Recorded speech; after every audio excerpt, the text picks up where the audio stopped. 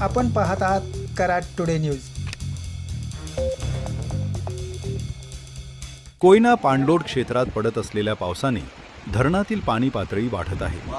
त्यामुळे आज गुरुवार दिनांक 13 ऑगस्ट 2026 रोजी सायंकाळी 7 वाजता धरणाचे दरवाजे 1 फुटाने उघडले आहेत. सध्या धरणातून 7,877 क्युसेक पाण्याचा विसर्ग सुरू करण्यात आला आहे.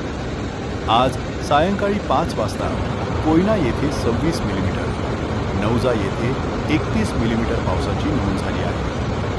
धरणात 96.22 टीएमसी पाणीसाठा झाला असून धरण 91.42% भरले असल्याची माहिती कोयना सिंचन विभागाने दिली आहे. दरम्यान स्वातंत्र्य दिनाच्या पार्श्वभूमीवर कोयना धरणावर तिरंगा विद्युत रोषणाई करण्यात आला आहे.